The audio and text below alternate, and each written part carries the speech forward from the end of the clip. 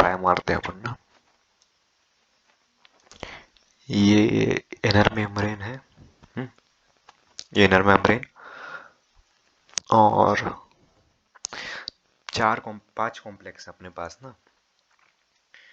पहला complex complex 1, दूसरा है ना, तीसरा,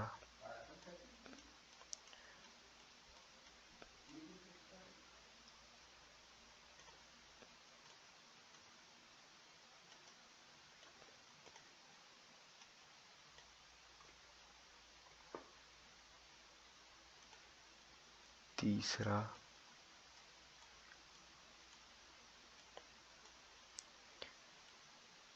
चौथा, ठीक, और ये है एक पांचवा,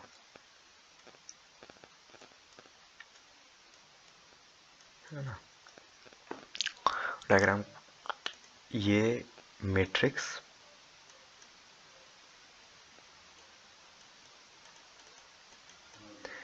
ये इनर मेम्ब्रेन, ये क्रिस्टे है ना, ये क्रिस्टे हो गई, ये क्रिस्टे है, क्रिस्टे इनर मेम्ब्रेन, ये आउटर मेम्ब्रेन, और ये इंटरमीडिएट स्पेस। तो अब होता क्या है, थोड़ा सा साइड होते हैं।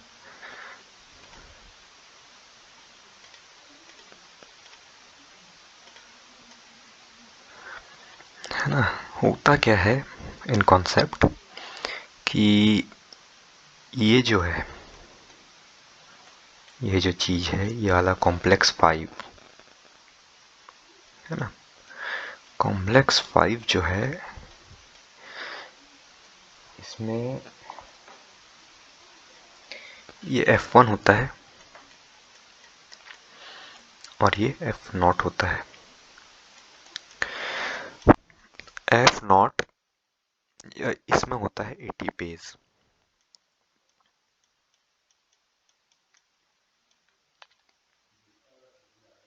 ठीक। ये हो गई मेम्ब्रेन, ठीक। अब होता क्या है, अब हमको एनर्जी प्रोड्यूस करनी है। ये प्रोसेस कब होती है, NADH या FADH को क्या बोलते हैं, ऑक्सीडाइज करके उसमें से हाइड्रोजन निकाल के उसको एनर्जी में ATP में कन्वर्ट करने में, ये प्रोसेस होती है NADH को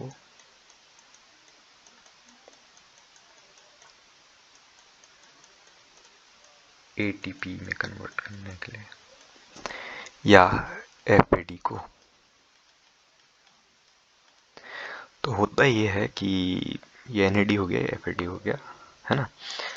राइटिंग वाइटिंग ये पेन नहीं है तो देख लेना, इधर उधर माउस से कर रहा हूँ, थोड़ा सा गड़बड़ दिखा रहा है। जो ATP है ये डायरेक्ट कन्वर्ट नहीं होता, इसका प्रोसेस ऐसा होता है, इसको थोड़ा साइड करता हूँ। इसका प्रोसेस ऐसा होता है कि जो NAD है,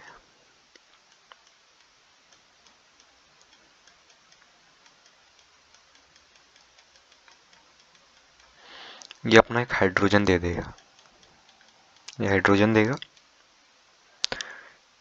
ठीक। और ये हाइड्रोजन जाएगा ऑक्सीजन के पास, ठीक।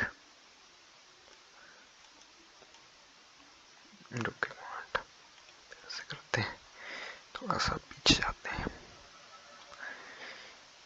ये हाइड्रोजन जो है, ये इलेक्ट्रॉन कैरियर्स के थ्रू, ठीक, पहले ये ऑक्सीडाइज होगा, मतलब इसका इलेक्ट्रॉन निकल जाएगा और ये इलेक्ट्रॉन रहेगा मेम्ब्रेन में, है ना। और ये जो हाइड्रोजन है ये बाहर चला जाएगा,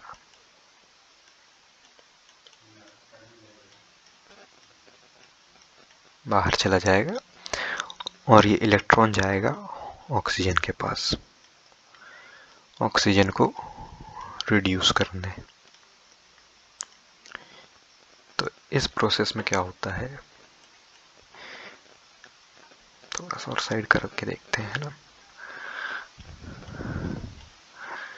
इस प्रोसेस में कुछ ऐसा होता है कि ऑक्सीजन का होता है रिडक्शन,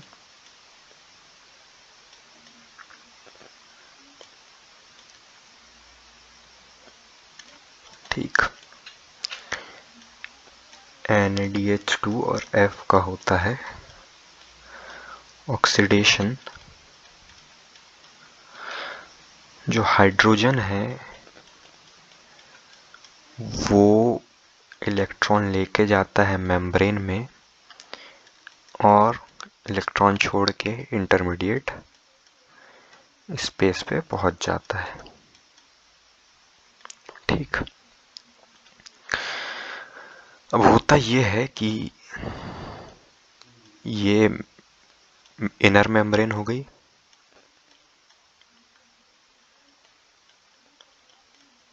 मेम्ब्रेन, ये हो गई इंटरमीडिएट स्पेस,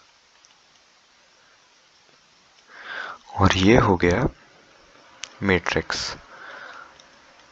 तो जब यहां से हाइड्रोजन यहाँ पे इलेक्ट्रॉन देता है तो यहाँ पे प्रोटॉन आ जाता है, ठीक। तो NAD 3 प्रोटॉन देता है, NAD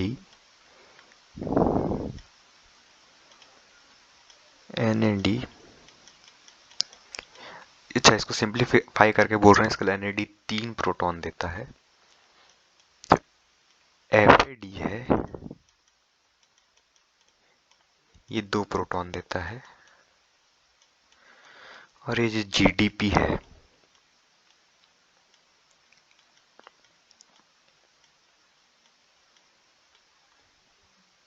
GDP, ये 1 प्रोटॉन देता है, ठीक। इनको हम चेक बोलते हैं, पिछले पुराने वाले में चेक लिखा होगा, चेक है। और ये जो ATP है ये कैश है।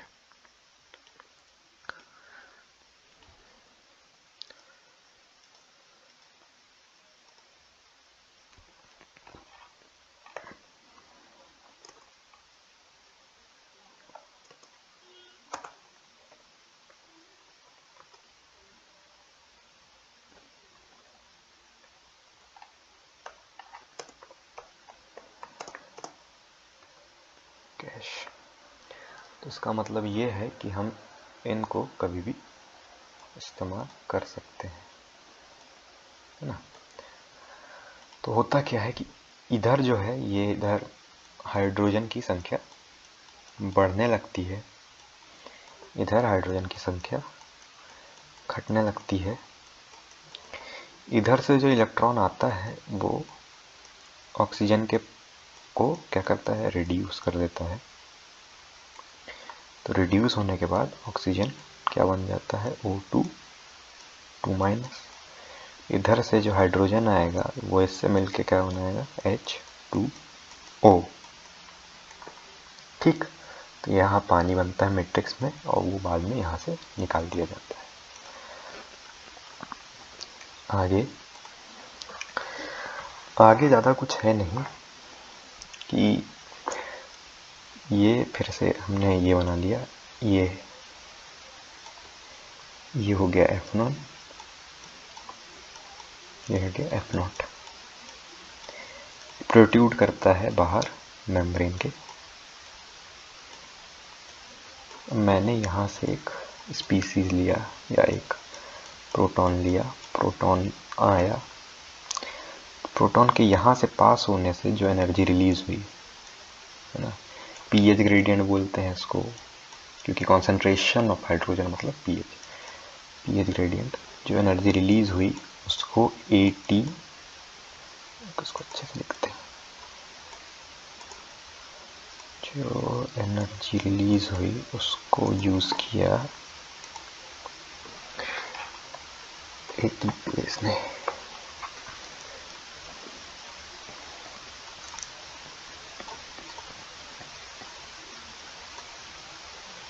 एटीपीएस ने, और एटीपीएस क्या करता है, एडीपी लेता है प्लस ये लेता है और क्या बना देता है, एटीपी।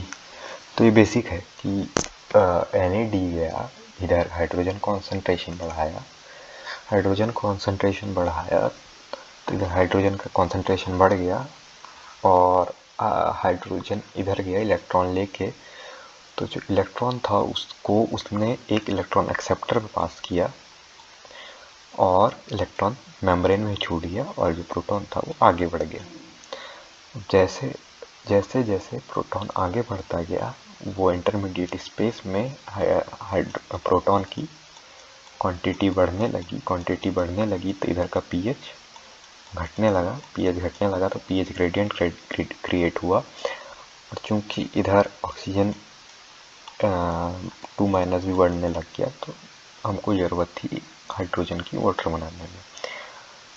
तो कंसंट्रेशन ग्रेडियंट के कारण डिफ्यूजन हुआ, डिफ्यूजन से जो एनर्जी प्रोड्यूस हुई है ना इस चैम्बर से जाने के बाद, क्योंकि अब इस अपने सिलेबस में नहीं है कि वो एनर्जी कैसे प्रोड्यूस हुई, क्यों प्रोड्यूस हुई, why and how is not there. We only know why, we don't know how. क्यों हुई ये पता है, कैसे हुई ये मुझे भी नहीं पता, शायद अगले साल पता चले। तो वाई का आंसर ये है कि हाइड्रोजन जो था उसको पास होना था, मतलब हमको एटीपी बनाना था। एटीपी बनाने के लिए हमको एडीपी और ये पीआई के एक क्या बोलते हैं हाई एनर्जी बॉन्ड क्रिएट करने थे। ये एडीपी और इसके हाई एनर्जी बॉन्ड क्रिएट करने थे, और ये हाई एनर्जी बॉन्ड क्रिएट करने के लिए हमको लगती एनर्जी। एनर्जी कहीं से तो चाहिए थी, तो एनर्जी हमने कहाँ से ली, इस डिफ्यूजन से। इस डिफ्यूजन से जो एनर्जी मिली वो स्टोर हो गई एज एन एटीपी, और एटीपी क्या है, गैस है। ठीक,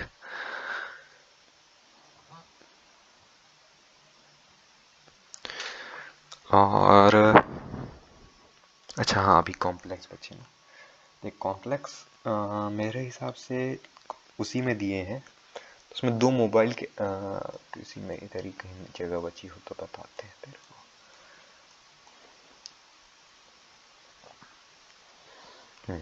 देखो ये तो पहला पॉइंट था।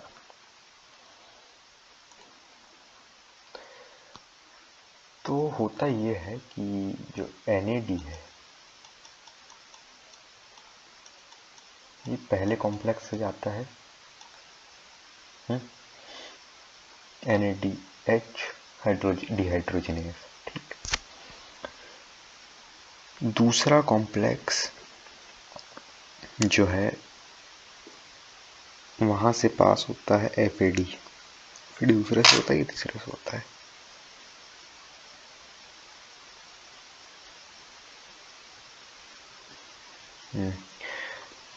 दूसरे कॉम्प्लेक्स से जाता है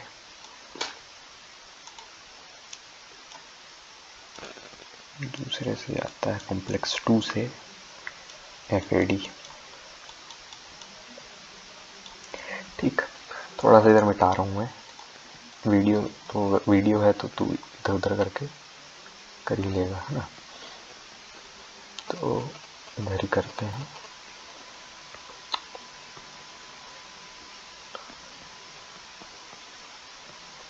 थोड़ा सा बड़ा हो जाए यार, बस बस बस बस बस।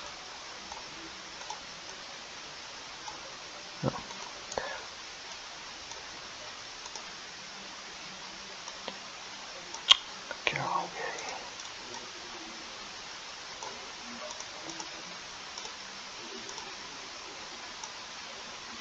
थोड़ा खराब वाला माउस है, इसके लिए थोड़ी दिक्कत आ रही है। यहाँ से कॉम्प्लेक्स 1 से एनडी जाएगा, कॉम्प्लेक्स 2 से एफएडी जाएगा। इधर शायद कॉम्प्लेक्स 4 से जीडीपी जाता है, तो उसको वो अपने इसमें है नहीं, तो इसको भी केयर नहीं करता।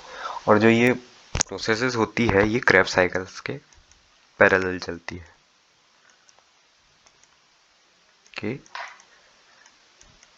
पैरेलल मतलब इधर क्रैब साइकिल हो रही है और इधर से निकलते जा रहा है ना। इसका बेटर डायग्राम सिर्फ एनसीईआरटी में मिल जाएगा, तो वो देख लेना। अच्छा, दो ठोक ये 5 कॉम्प्लेक्स के नाम भी दिए हैं, तो वो याद कर लेना, वो याद हो जाते हैं 4-5 बार भूलेगा तो। एक यहाँ पे मोबाइल कैरियर होता है ना, और एक मोबाइल कैरियर होता है इन दोनों के बीच में। मोबाइल कैरियर ए, मोबाइल कैरियर बी, इन दोनों के नाम मैं बता दे रहा हूँ।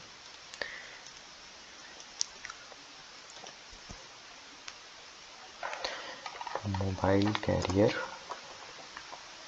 ए जो कि है यूबिक्विनोन, और मोबाइल कैरियर बी है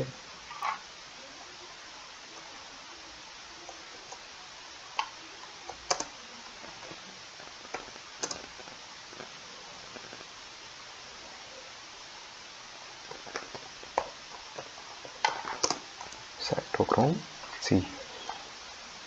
बाकियों के जो नाम है वो तेरे को उसी में मिल जाएंगे अपने एनसीईआरटी में, है ना। तो सिंपल ये मैट्रिक्स रिवीजन है। ये मैट्रिक्स, ये इंटरमीडिएट, ये इनर मेम्ब्रेन, ये इंटरमीडिएट स्पेस, ये है आउटर मेम्ब्रेन, ठीक। ये जो प्रोसेस होती है ये क्रेब्स साइकिल के पैरेलल चलती है। Complex 1, complex 2, complex 3, complex 4, complex 5, fifth complex important है, ठीक। ये प्रोसेस होती क्यों है? ये प्रोसेस इसके लिए होती है कि जो NADPH और FADH है, इन दोनों को हम डायरेक्टली यूज नहीं कर सकते।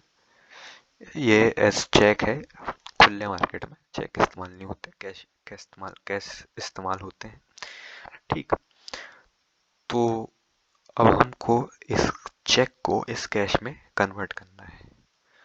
तो ये जो है ये इनर मेम्ब्रेन, ये बैंक की तरह काम करती है ना।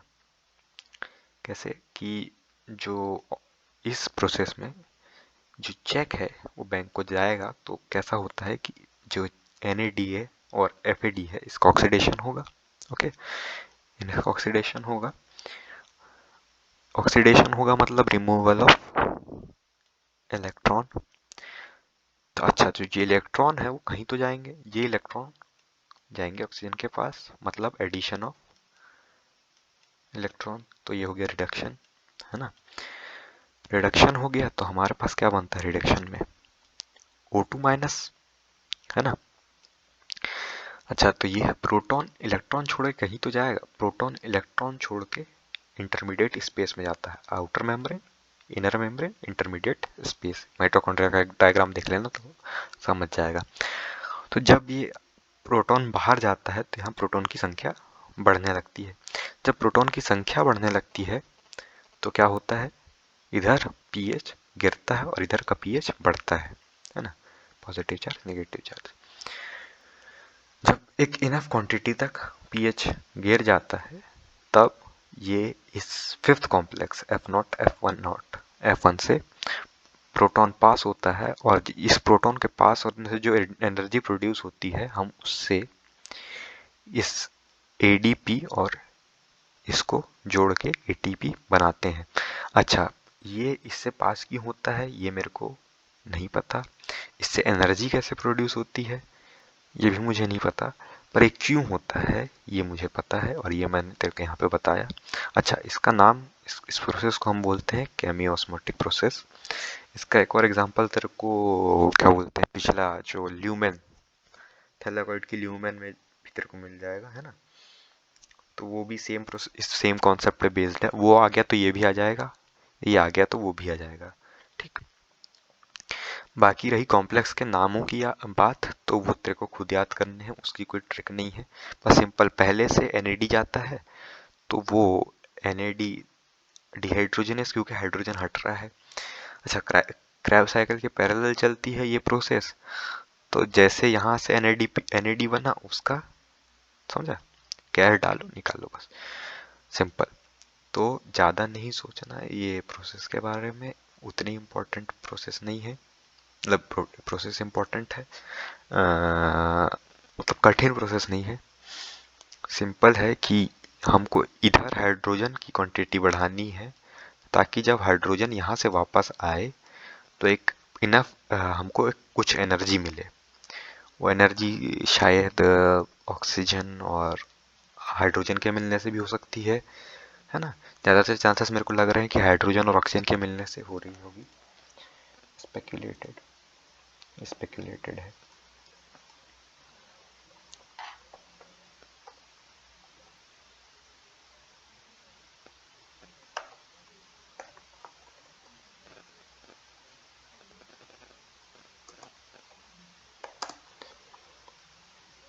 स्पेक्यूलेटेड ये है कि इसका रेफरेंस देखो, इलेक्ट्रोकेमिस्ट्री में मिलेगा, है ना, कि जब H2 प्लस O2 मिलते हैं तो H2O प्लस एनर्जी देते हैं। ठीक, ये है। अच्छा, एक और इम्पोर्टेंट बात जो यहाँ पे आती है कि कई बार पूछता है कि लास्ट इलेक्ट्रॉन एक्सेप्टर कौन सा है। लास्ट इलेक्ट्रॉन एक्सेप्टर कौन सा है, तो ये है O2, है ना। तो पहला तो NAD होता है, पहला NAD होता है, दूसरा NADH डिहाइड्रोजनेस होता है, और आखिरी O2। फिर बाकी बीच के तेरे को याद करने हैं, ये वाला इम्पोर्टेंट है, इसको याद कर लेना, बाकी कॉम्प्लेक्स के नाम याद करते रहना। ठीक।